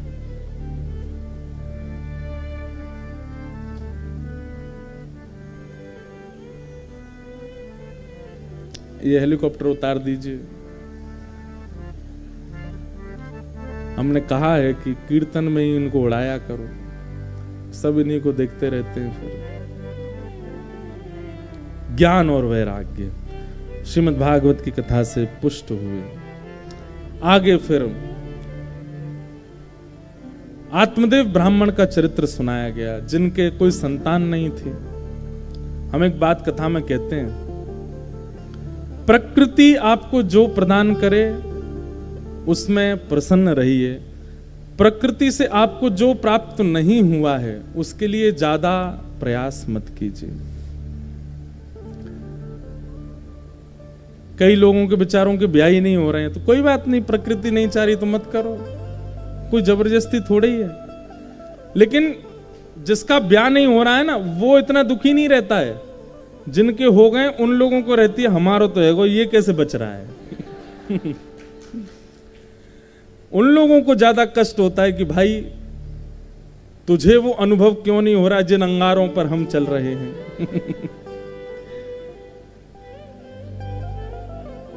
इस स्थिति में आजकल हम भी चल रहे हैं। हमको हर तीसरा व्यक्ति, अब कल जगन्नाथपुरी गए, वहां पे भी पुजारी महाराज जी कब खुशखबरी दे रहे हो। मैंने काय बात की खुशखबरी है, कल से राहुल केला में कथा है। दूसरी खुशखबरी मैंने कि सितंबर में जगन्नाथपुरी में कथा। नहीं वो वाली नहीं। अच्छा, मैंने कि जिसको आप बदल करके खुशखबरी बोल रहे हो लेकिन है वो दुख खबरी। वो वाली। अरे नहीं, मैंने कि सबको इतनी चिंता क्यों है। अच्छा, अभी क्या है कि हमारी कथाएं बंबई पूरी करके आप यहां शुरू हो गई, यहां से कहीं यहाँ, तो हमारे संघ के परिकर के सब ब्याह हुए हैं।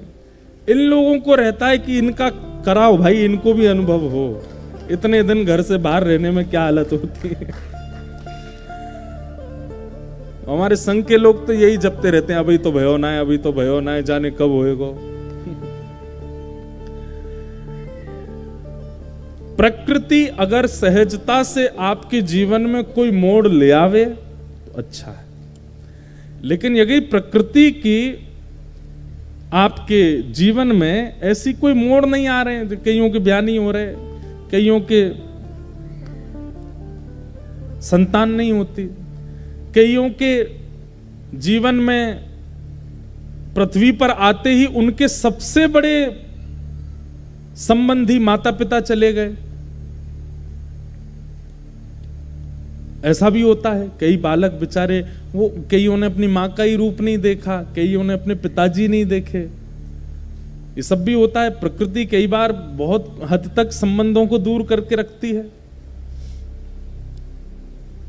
ऐसी स्थिति में क्या सोचना चाहिए कि जिस संबंध का अभाव जीवन में है, उस संबंध के अभाव पर जगन्नाथ जी को विराजमान करो, उस संबंध में उन्हीं को ही देखिए।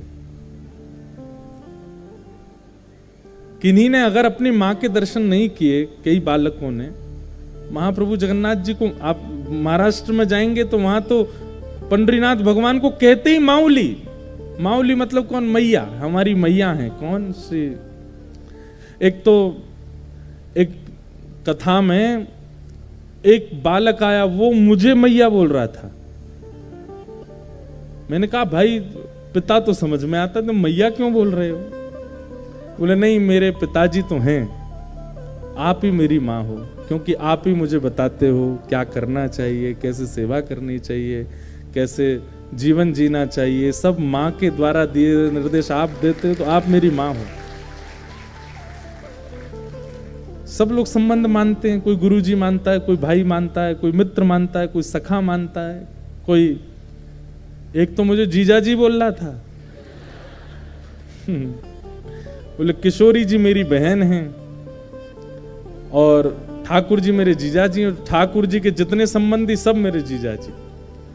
मैंने कहा वाह। लेकिन एक अद्भुत, वो माँ, उसने मुझे माँ बोला।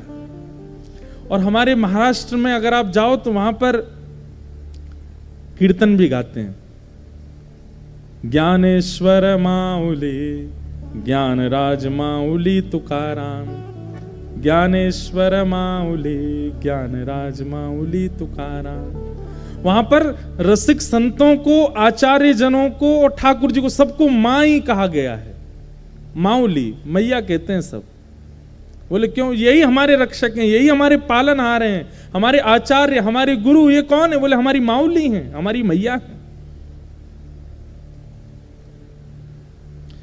तो प्रकृति अगर आपको कोई संबंध नहीं दे रही है, उससे दुखी मत होइए, बल्कि और प्रसन्न हो जाइए कि प्रकृति ने कोई संसारी जीव ना दे करके ठाकुर जी को दिया है। उस संबंध में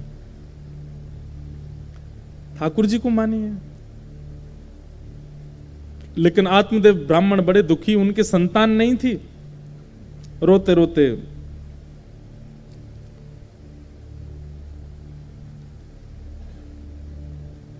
अपने प्राण त्यागने के लिए जा रहे थे। तभी एक संत ने उनको एक फल दिया और कहा कि देखो, प्राण मत त्यागो, तुम्हारे वैसे तो संतान नहीं होने वाली है, लेकिन तुम प्राण त्यागने की जिद पर हो, इसलिए मैं तुम्हें अपने जीवन के भजन का फल देता हूं। अपनी पत्नी को खिलाना, तुम्हारे घर पुत्र होगा। और कुछ नियम बताए। अपनी पत्नी से कहना, जब तक गर्भ में बालक उत्पन्न ना हो तब तक इन 5 नियमों का पालन करे इस फल को खाने के बाद। कौन कौन से? सत्यम, शौचम, दया, दानम, एक भुक्तुम तु भोजनम, वर्षावधि स्त्रिया कार्यम, तेन पुत्रोति निर्मल। सबसे पहला सत्य बोले, दूसरा पवित्रता का ध्यान रखे, तीसरा दया करे, चौथा दान करे और एक समय भोजन करे। इन 5 नियमों का पालन तब तक करे जब तक उसको गर्भ में बालक की अनुभूति ना हो। और जैसे ही बालक की अनुभूति हो, फिर देखना इस तप के कारण और इस फल के कारण तुम्हारे घर में एक अद्भुत बालक जन्म लेगा। आत्मदेव जी ने अपनी पत्नी से जाके कहा कि देवी, ये 5 नियमों का पालन और ये फल खा लो।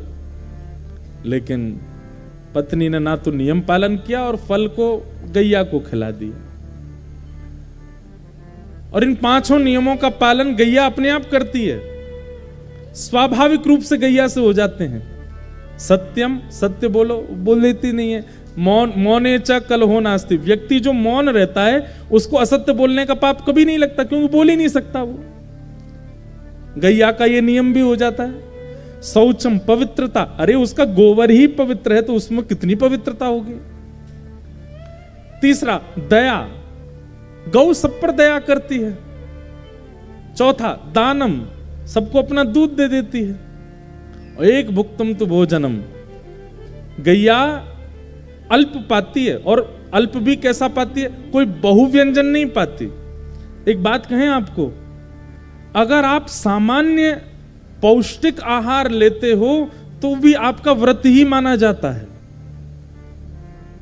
आप सुबह चटपटा खा रहे हैं, मध्य में कुछ और चटपटा खाओ। हमारे मारवाड़ी भाई लोग तो, बहन लोग बहुत ज्यादा ही चटपटा खाते हैं, धुआंधार। उनके तो कई जगह कथा होती है तो 5 प्रकार की सब्जी नहीं बने तो वो पेट में ही नहीं जाता। एक रोटी 5 सब्जी से कैसे खपती है? मतलब आप दाल के छिलके वाली दाल खाते हो, सामान्य सी कोई बड़ी पौष्टिक सब्जी लेते हो, 1-2 फुल्का भी पाते हो, तो ये व्रत से व्रत ही माना जाएगा आपका। गैया क्या खाती है? सूखा भूसा लेती है, थोड़े हरा उसमें कभी कभी पड़ जाता है, वो पाती है। 1 वर्ष तक गाय ने इस नियम का पालन उससे सहजता से हो गया और फल खाया ही था। तो गर्भ में श्री गोकर्ण जी महाराज आए और धुंधुली ने अपनी एक सहेली को बहुत धन देकर के उसके बालक को अपना बता दिया, उसका नाम धुंधुकारी रखा। दोनों बालक धीरे धीरे बड़े हुए, धुंधुकारी दुष्ट हुआ और गोकर्ण जी पंडित ज्ञानी हुए। अपने पुत्र के द्वारा प्रताड़ना सह नहीं पाए, मां ने तो कुआं में कूद के प्राण त्याग दिए और आत्मदेव ब्राह्मण ने घर छोड़ दिया। अब देखो, प्रकृति आपको नहीं दे रही थी तो आप परेशान थे, और आपने प्रकृति से जब उस वस्तु को छीना तो आप और परेशान हो गए।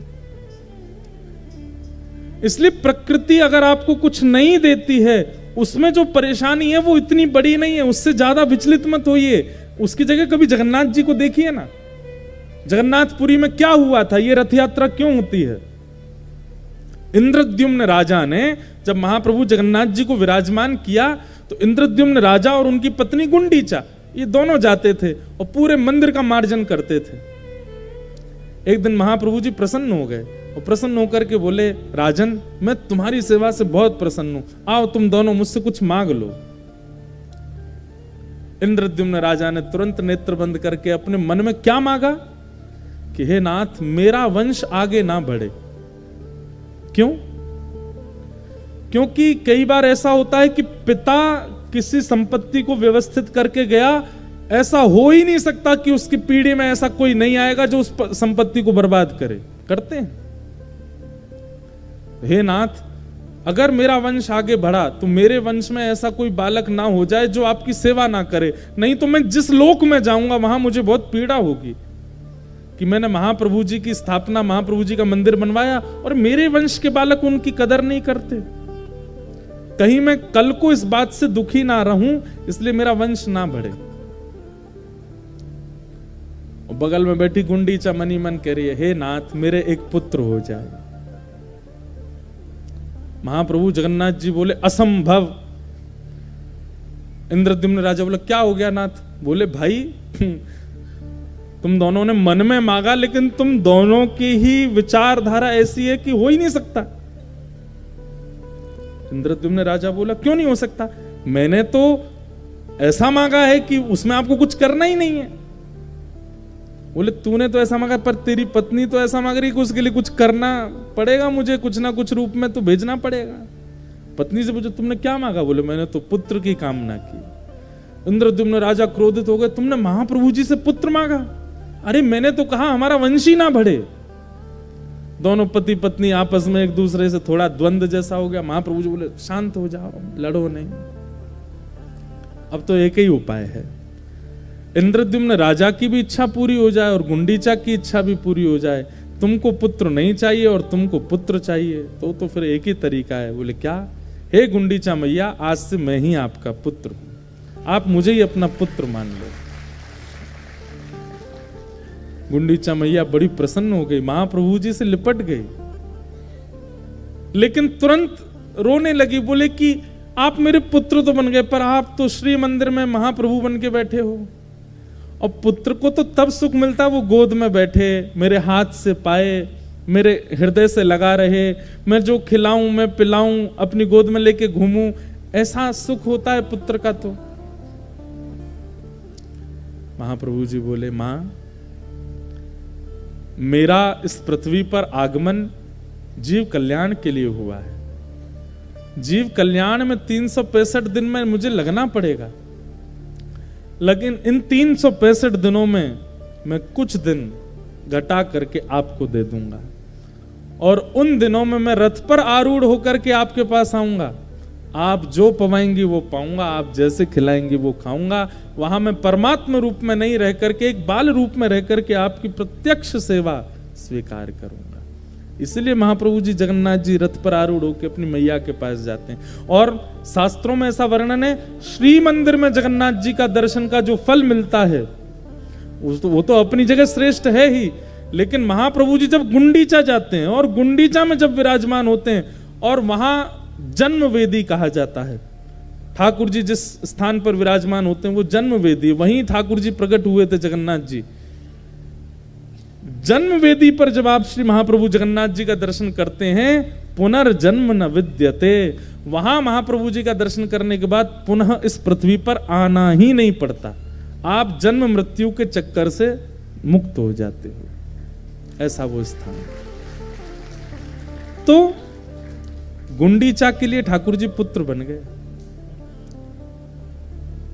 हमारे यहां उल्टा है, हमारे यहां संबंध मिलने पर उत्सव मनाया जाता है। इसकी बेटी हुई है, इसके बेटा हुआ है, इसका ब्याह हुआ है, पत्नी आ गई, इसके पति मिल गए, इनके ये हैं, इनके वो हैं, आदि आदि सब। पर भक्ति मार्ग में उल्टा है। अगर किसी संबंध का अभाव है तो वहां पर मन ही मन प्रसन्न होना चाहिए कि इस संबंध के रूप में ठाकुर जी विराज रहे हैं, इसीलिए इस संबंध को मुझसे दूर कर दिया गया है और मैं उस भाव में ठाकुर जी को ही देखूंगा। मुझे पता है कई भाई लोग यूं सोच रहे होंगे हमारे ब्याह नहीं हुए, जगन्नाथ जी को पत्नी कैसे माने हम। अरे वो सबके प्रियतम है, सबकी प्रियतमा है। आप प्रियतमा उनको नहीं मान सकते, स्वयं को प्रियतमा मानो, उनको प्रियतम मान लो। वृंदावन में महादेव भी गोपी बनकर के बैठे हैं। अगर किन्हीं भाइयों के ब्याह नहीं हुए हैं, जीवन में पत्नी नहीं आई है, तो बाह्य भाव से तो पुरुष भाव में रहो, लेकिन निकुंज में तो सब सहचरी बन जाते हैं। हमारे स्वामी श्री हरदास जी सहचरी बन जाते हैं, हितवंश महाप्रभु सहचरी बन जाते हैं, गोपाल भट्ट गोस्वामी गुणमंजरी बन जाते हैं, रूप गोस्वामी रूप मंजरी बन जाते हैं। निकुंज में तो ठाकुर जी की निज सेवा में, बहुत ध्यान से सुनिएगा, पुरुषों का प्रवेश ही नहीं है, सहचरी ही सेवा करती हैं। और अगर अर्चक सहचरी भाव से युक्त नहीं है तो ठाकुर जी की सेवा में उससे कोई ना कोई चूक होगी। हम भी अपने गिरधर लाल जी का जब जन्मोत्सव पर आरती करते हैं तो हमें भी हाथ में थोड़ी मेहंदी लगानी पड़ती है, चुनरी ओढ़नी पड़ती है। उसी आरती को ही ठाकुर जी स्वीकार करते हैं। बिना सहचरी भाव के ठाकुर जी की सेवा में तो कोई ना कोई चूक होगी आपसे। पुरुष बन के कैसे जा सकते? तो सबके सामने पुरुष बने घूमो, लेकिन जब निकुंज में जाओ तो स्वयं को एक सहचरी मानो और आपके प्रियतम श्री जगन्नाथ हैं, इस भाव से रहो। आपके पास कोई शिकायत रह नहीं जाएगी, मुझ पर सबके उत्तर हैं। आपके सारे संबंध महाप्रभु जगन्नाथ से हो सकते हैं।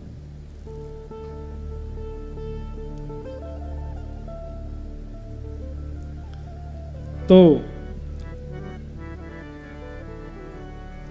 वाह, ठाकुर है तू मैं तेरा पुजारी, ठाकुर है तू मैं तेरा पुजारी, ठाकुर है तू मैं तेरा पुजारी, ठाकुर है तू मैं तेरा पुजारी, तेरा खेल हूँ मैं तू मेरा खिलाड़ी, हो तेरा खेल हूँ मैं मेरा खिलाड़ी,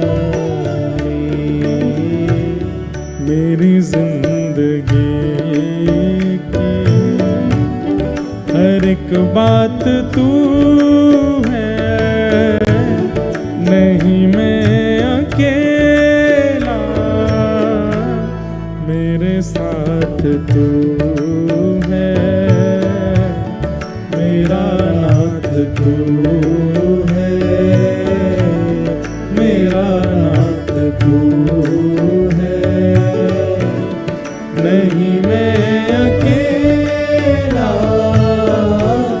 मेरे साथ तू है, मेरा नाथ तू। श्री जगन्नाथ महाप्रभु की जय हो।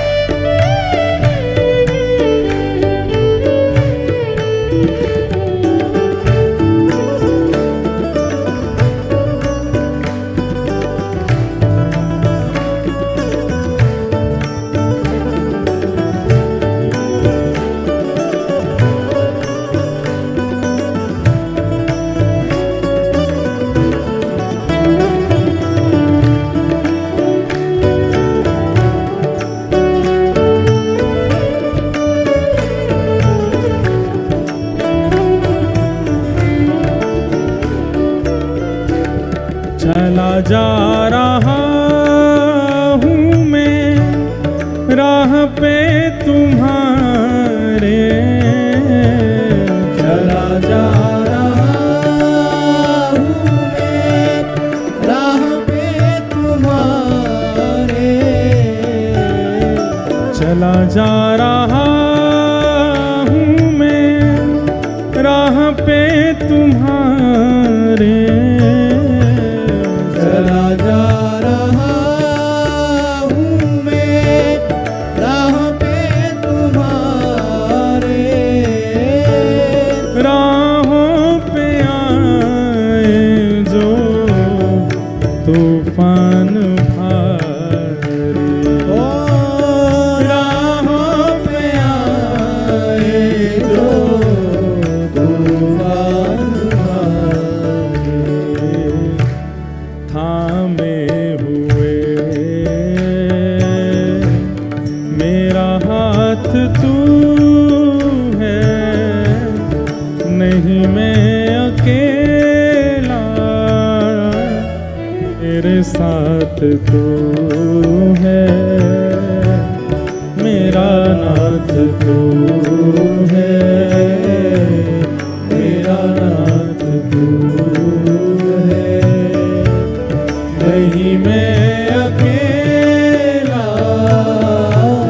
मेरे साथ तू है, मेरा नाथ राधे राधे गोविंद गोविंद राधे राधे राधे गोविंद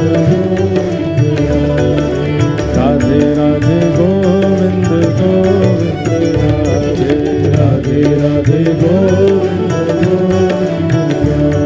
जय गोविंद राधे गोपाल राधे गोविंद राधे गोपाल राधे, जय गोविंद राधे गोपाल राधे, गोविंद राधे गोपाल राधे, जय गोविंद राधे गोपाल राधे, जय गोविंद राधे गोपाल राधे, जय गोविंद राधे गोपाल राधे, जय गोविंद राधे गोपाल राधे, हे भजो राधे राधे गोविंद गोविंद राधे, राधे राधे गोविंद गोविंद राधे, श्री राधे राधे गोविंद गोविंद राधे, राधे राधे गोविंद गोविंद राधे, गोविंद राधे गोपाल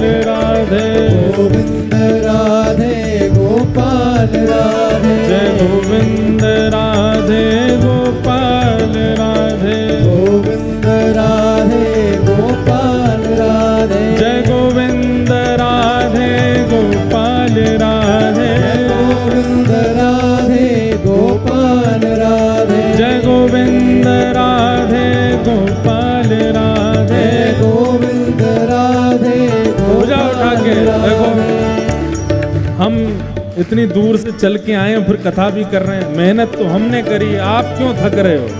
बुझा उठा के राधे राधे गोविंद गोविंद राधे, राधे राधे गोविंद गोविंद राधे, श्री राधे राधे गोविंद गोविंद राधे, जय राधे राधे गोविंद गोविंद राधे, जय राधे राधे गोविंद गोविंद राधे, राधे राधे गोविंद गोविंद राधे, जय गोविंद राधे गोपाल राधे, गोविंद राधे गोपाल राधे, जय गोविंद राधे गोपाल राधे, गोविंद राधे गोपाल राधे, जय गोविंद राधे गोपाल राधे, गोविंद राधे गोपाल राधे, जय गोविंद राधे गोपाल राधे, गोविंद राधे गोपाल राधे, ओ जय गोविंद राधे गोपाल राधे, गोविंद राधे गोपाल राधे, जय गोविंद राधे गोपाल राधे, गोविंद राधे गोपाल राधे, हे भजो राधे राधे गोविंद गोविंद राधे, राधे राधे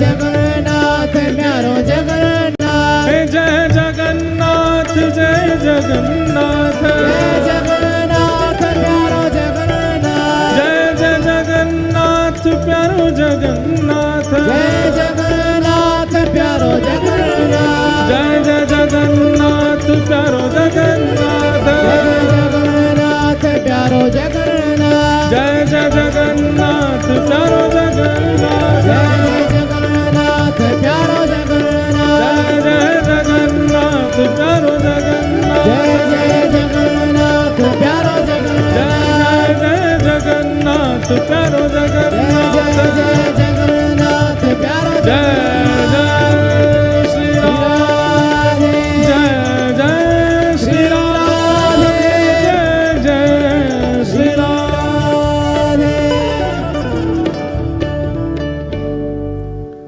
ठाकुर है तू मैं तेरा पुजारी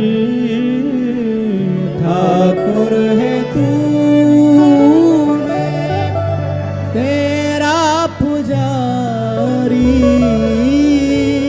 तेरा खेल हूँ मैं तू मेरा खिलाड़ी ओ तेरा खेल हूँ मैं तू मेरा खिलाड़ी ठाकुर जी से सब संबंध है।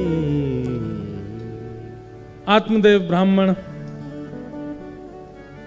अब पुत्र पाकर के ज्यादा दुखी थे, वन में चले गए। तब वहां गोकर्ण जी महाराज ने उनको ज्ञान उपदेश किया और ज्ञान उपदेश करके कहा, पिताजी संसार में कष्ट हमको कब होता है। कितनी अच्छी बात कह रहे हैं, बहुत ध्यान से सुनिएगा। संसार में हमको कष्ट कौन देता है और किसकी बातों का हमको ज्यादा बुरा लगता है, जिससे हमारा कोई संबंध होता है। अब कोई पराया व्यक्ति, कोई बाहर का व्यक्ति बाहर रोड पर कुछ भी करे आपको बुरा नहीं लगेगा, लेकिन अपना व्यक्ति करे तो आपको कष्ट होगा। कई बार ऐसा होता है कि कई सभा में किसी अनजान व्यक्ति से लड़ाई हो जाती है तो उसके द्वारा कहे गए अपशब्द भी बुरे नहीं लगते, अरे क्या करना है, इससे क्यों लड़ना। लेकिन अपना कोई कुछ कह दे तो मतलब अपनत्व में कष्ट होता है। इसलिए पिताजी किसी को अपना मत मानो। बिन गोपाल को नहीं अपनो, जासो क्रीरति रही है, मन पंछी उड़ गई है। सूरदास जी कहते हैं बिन गोपाल को नहीं अपनो, ठाकुर जी को अपना मानो। अब ये जो प्रसंग है ना, इसके विस्तार हम कल करेंगे। इस प्रकार श्री धुंधुकारी एक प्रेत बन गए मृत्यु के बाद, और श्रीमद् भागवत जी के द्वारा उनको प्रेत योनि से मुक्ति प्राप्त हुई। गोकर्ण जी ने पिताजी को जो ज्ञान दिया, इसी प्रसंग से कल की कथा का प्रारंभ करेंगे। आप सब लोग समय का ध्यान रख के समय से ही आ जाइएगा, ताकि समय से कथा का प्रारंभ हो। और 8 बजे तक कथा का क्रम रहेगा, रोज 5 बजे से 8 बजे तक। महाप्रभु जगन्नाथ जी के रोज दर्शन, और संभवतः महाप्रभु जी का श्रृंगार रोज ही होगा, रोज श्रृंगार होगा, रोज नए नए श्रृंगारों में श्री महाप्रभु जी दिखेंगे। और ऐसा हम भाव रखते हैं। भाव क्या रखते हैं, यही प्रत्यक्ष बात है कि हम जगन्नाथपुरी गए ही इसीलिए थे कि राउल केला कथा में महाप्रभु जी संग ही आ जाएं, तो संग ही आए हैं। और इस वक्त महाप्रभु जी प्रत्यक्ष बैठ करके कथा श्रवण कर रहे हैं। आप सब लोग बड़े समय से आएंगे और कल से और सुंदर भावों के साथ हम लोग आएंगे। आइए आज की कथा को विराम देते हैं। श्री जगन्नाथ जगन्नाथ जगन्नाथ रक्षमा, महाबाहो महाबाहो महाबाहो पाहि। जगन्नाथ जगन्नाथ जगन्नाथ रक्षमा, महाबाहो महाबाहो महाबाहो। जय जय श्री राम।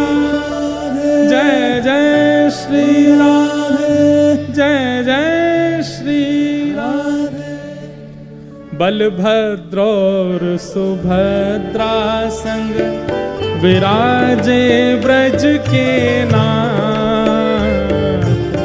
बलभद्र और सुभद्रा संग विराजे ब्रज के नाथ। ओ बलभद्र और सुभद्रा संग विराजे ब्रज के नाथ। बलभद्र और सुभद्रा संग विराजे ब्रज के नाथ। रथ आरूढ़ भय नंद नंदन। रथ आरूढ़ भय रथ आरूढ़ भय नंद नंदन। रथ आरूढ़ भय नंद नंदन। वो कहलाए जगत के नाथ। वृंदावन मेरो वृंदावन। वृंदावन मेरो वृंदावन। हे श्री वृंदावन प्यारो वृंदावन। वृंदावन प्यारो वृंदावन। रथ आरूढ़ भय नंद नंदन। रथ आरूढ़ भय नंद नंदन। हे रथ आरूढ़ भय नंद नंदन। रथ आरूढ़ भय नंद नंदन। वो कहलाए जगत के नाथ। वृंदावन मेरो वृंदावन। वृंदावन मेरो वृंदावन। हे श्री वृंदावन प्यारो वृंदावन। वृंदावन प्यारो वृंदावन। जिनकी कृपा से यह रस प्रगटो वृंदावन अभिराम। जिनकी कृपा से यह रस प्रगटो वृंदावन अभिराम। हे सप्त निधिन को ही उजियारो। सप्त निधिन को ही उजियारो। जगन्नाथ को अति ही दुलारो। जगन्नाथ को अति दुलारो। हे हमारो गिरधर लाल। वृंदावन मेरो वृंदावन। वृंदावन मेरो वृंदावन। हे श्री वृंदावन प्यारो वृंदावन। वृंदावन प्यारो वृंदावन। सप्त निधिन को ही उजियारो। सप्त निधिन को ही उजियारो। यह आनंद करवावे वारो। यह आनंद करवावे वारो। हे हमारो गिरधर लाल। वृंदावन मेरो वृंदावन। वृंदावन मेरो वृंदावन। हे श्री वृंदावन प्यारो वृंदावन। वृंदावन प्यारो वृंदावन। हे श्री वृंदावन मेरो वृंदावन। वृंदावन मेरो वृंदावन। हे श्री वृंदावन प्यारो वृंदावन। वृंदावन जय जय श्री राम। जय जय श्री राम। जय जय श्री राम। बोलो वृंदावन बिहारी लाल की। श्री राधा रमण लाल की। श्री राधा वल्लभ लाल की। जय जय श्री राम। कल पुनः मिलेंगे शाम 5 बजे। तब तक के लिए जय श्री कृष्ण। जय सिया राम। जय श्री राम। जय श्रीमन्नारायण। श्रीमन्नारायण।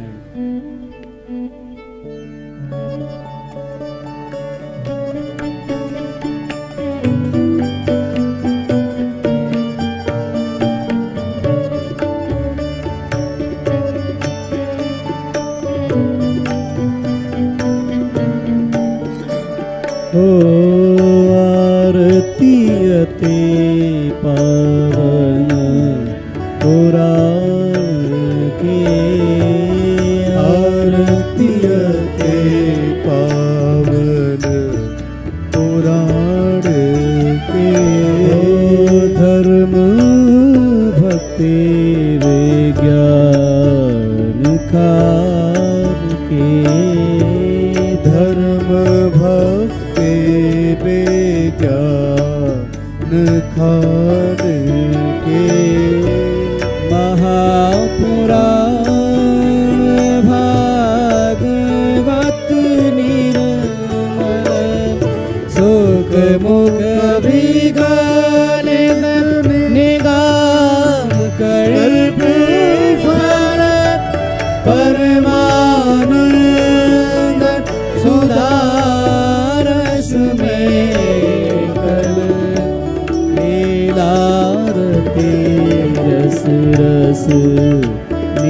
जानकी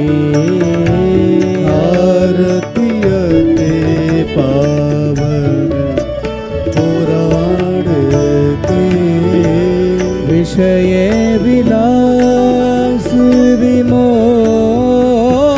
विनाशिनी विषय विलास विमोह विनाशिनी विमल विराग विवेक विकासिनी भगवत तत्व रहस्य प्रकाशिनी परम ज्योत परमात्म ज्ञान की आरतियते पावन पुराण के परमहंस मुनि मन उल्लासनी परमहंस मुनि मन उल्लासनी रस हृदय रस रास विलासिनी मुक्ति मुक्ति रति प्रेम सुदासिनी कथा किंचन प्रिय सुजानकी आरतियते पावन